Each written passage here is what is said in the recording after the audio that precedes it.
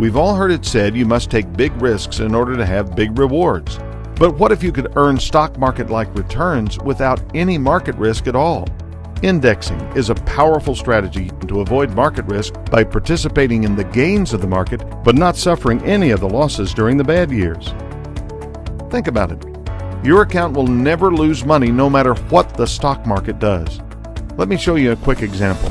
We'll compare an account that is invested directly in the market to one that is indexed. The hallmark of indexing is its ability to eliminate all market risk by implementing a 0% floor so it doesn't lose money even when the market goes down.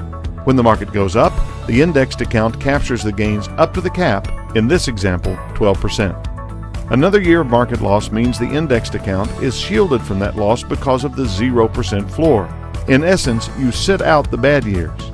If the market increases 8%, you achieve all 8% because you haven't hit the cap of 12%. Another bad year, you guessed it, you don't lose any money.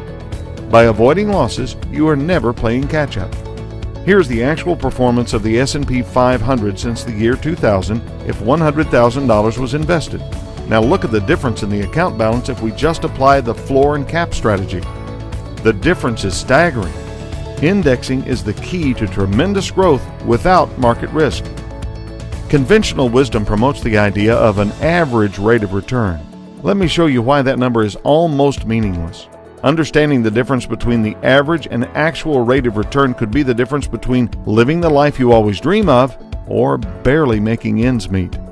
For example, if we have $10,000 and earn 100% return the first year, we end up with $20,000. Then we have a 50% loss, another 100% gain, followed by another 50% loss. Average return is calculated by adding up the losses and gains and dividing by the number of years. In this case, 25%, which sounds great, doesn't it? But wait a minute. We started with $10,000 and we ended up with $10,000. So what's our actual return? Well, we didn't make any money at all, so our actual return is zero. Now, can you see how average rate of return is almost meaningless and why a broker could say you averaged a 12% return, but your actual statement shows something quite different? Have you ever considered it may not be the size of the nest egg that matters the most, but rather the cash flow that nest egg can generate? Most brokers concentrate on building that nest egg as large as they can. After all, that's how they get paid, right?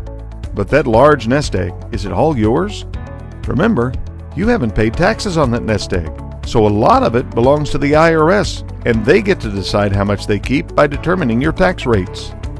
Because the vast majority of people who save for retirement save inside pre-tax plans such as 401ks and IRAs, they have deferred their taxes, believing they will pay less tax in retirement. So here's a question. In the future, do you believe taxes will go up, go down, or stay the same? We all might have our own opinion on that, but the Congressional Budget Office has already answered that question for us. Not only do they say taxes must go up, but they must go up substantially.